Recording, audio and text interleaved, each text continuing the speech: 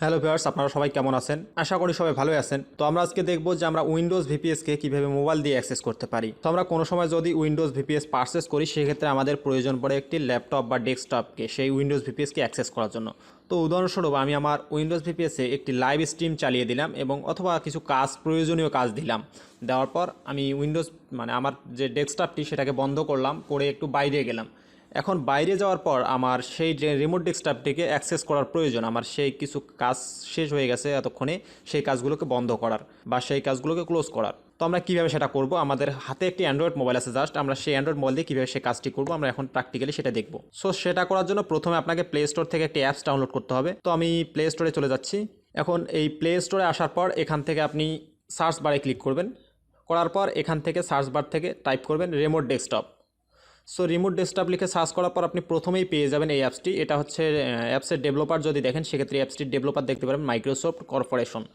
So simply এই অ্যাপসটাকে আপনি install করে নেবেন। তো আমি ইনস্টলে ক্লিক করে দিলাম। অ্যাপসটি ইনস্টল হতে একটু সময় লাগতে পারে, অবশ্যই ভিডিওটা কন্টিনিউ করতে থাকবেন। তো আমার অ্যাপসটি কিন্তু ইনস্টল হয়ে গেছে। এখন অ্যাপসটির ভাইরাস স্ক্যান করবে আমার অ্যান্ড্রয়েড ডিভাইসটি, যে অ্যাপসটিতে কোনো প্রকার ভাইরাস আছে কিনা সেটা স্ক্যান করবে, করে আমাকে জানাবে। সো আমার অ্যাপসটি স্ক্যান করা শেষ হয়ে গেছে। এখন এখান থেকে আমি অ্যাপসটিকে ওপেন করতে পারবো। তো আমি এখান থেকে ওপেন না করে আমি এগুলো সব ক্লোজ করে দেবো। ক্লোজ করে দেওয়ার পর এখন এই যে আমার কাছে একটি অ্যাপস চলে আসছে, সো আরডি ক্লায়েন্ট। সো এই আরডি ক্লায়েন্ট অ্যাপসটিকে আমাকে ওপেন করতে হবে। সো আমি এটার উপরে ক্লিক করলাম। ক্লিক করলে আমার অ্যাপসটি ওপেন হয়ে গেছে। সো এখান থেকে কিছু টার্মস অ্যান্ড কন্ডিশন আছে, এগুলোকে ফলো করে দেন আপনি এখানে অ্যাকসেপ্ট করবেন।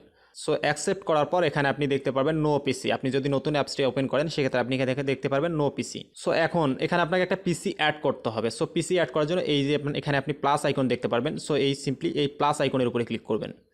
প্লাস আইকনের উপরে ক্লিক করার পর অ্যাড পিসিতে ক্লিক করবেন। সো এখানে অ্যাডে ক্লিক করার পর এখানে আপনি যে ভিপিএসটা পারচেস করেছেন, তখন সেখানে আপনাকে একটা আইপি অ্যাড্রেস দেওয়া হয়েছিল। সেই আইপি অ্যাড্রেসটা আপনাকে এখানে টাইপ করতে হবে। অবশ্যই আইপি অ্যাড্রেসটা ভ্যালিডভাবে দেওয়ার চেষ্টা করবেন। আইপি অ্যাড্রেসটা ভুল হলে কিন্তু আপনার ভিপিএসটিকে অ্যাক্সেস করতে পারবেন না। সো এখানে এখন আমি আমার আইপি অ্যাড্রেসটা দিয়ে দেবো। সো আমার আইপি অ্যাড্রেসটি দেওয়া হয়ে গেছে। সো এখানে আইপি অ্যাড্রেসটি দেওয়ার পর এখান থেকে আপনি এই যে ইউজার অ্যাকাউন্টে ক্লিক করবেন। ইউজার অ্যাকাউন্ট থেকে আপনি অ্যাড ইউজার অ্যাকাউন্টে ক্লিক করবেন। সো অ্যাড ইউজার অ্যাকাউন্টে যখন ক্লিক করবেন, এখানে আপনার ইউজার নেম এবং পাসওয়ার্ড দিতে হবে। সো এখান থেকে আপনি আপনার ইউজার নেম এবং পাসওয়ার্ড দিয়ে দেবেন। সো আমি আমার ইউজার নেম পাসওয়ার্ড দিয়ে দিচ্ছি। ইউজার নেম পাসওয়ার্ড দেওয়ার পর এখান থেকে সিম্পলি সেভে ক্লিক করবেন। সেভে ক্লিক করলে এখন নিচে থেকে আপনি কোথাও হাত দেওয়ার আপনার প্রয়োজন নেই। আপনি সিম্পলি এখান থেকে সেভে ক্লিক করবেন। সেভে ক্লিক করলে আপনার রিমোট ডেস্কটপটি অ্যাড হয়ে যাবে, অর্থাৎ এখানে তখন থেকে আপনার নো পিসি ছিল। সো এখন এখানে একটা পিসি দেখাচ্ছে। সো আপনি সিম্পলি এই পিসিটার উপরে ক্লিক করবেন। সো এই পিসিটার উপরে ক্লিক করলে আপনার এটা কানেক্ট হতে একটু সময় লাগবে। দেন এখানে আপনাকে একটা পপ আপ উইন্ডো দেখাবে। সো আপনি এখান থেকে কানেক্টে ক্লিক করে দেবেন, অথবা এই যে এই টিক্স বক্সটাতে সিলেক্ট করে দেবেন। এইটাতে সিলেক্ট করলে আপনার পরবর্তীতে আর এই অ্যালার্টটি দেখাবে না। তো আমার এটা থাকবে। দেন এখানে আমি কন্টিনিউ করে দেবো, কানেক্টে ক্লিক করব। সো কানেক্টে ক্লিক করলে আমার পিসিটি ওপেন হতে একটু সময় লাগবে।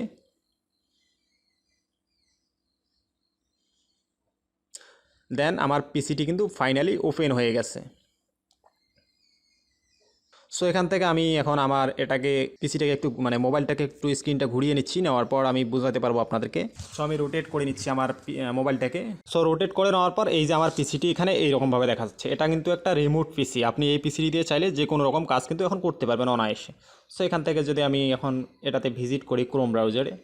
সো আমি ক্রোমের উপর ক্লিক করলাম। ক্রোমের উপর ক্লিক করার পর এখন যদি আমি এখান থেকে ইন্টারনেট স্পিড টেস্ট করি যে আমার এটার ইন্টারনেট স্পিড কত আছে। সো আমি এখান থেকে ইন্টারনেট স্পিডে ক্লিক করে দেন কিবোর্ডে ক্লিক করলাম। ক্লিক করার পর এখান থেকে টাইপ করবো ইন্টারনেট স্পিড। সো আমি কিবোর্ডটাকে একটু সরাই নিচ্ছি।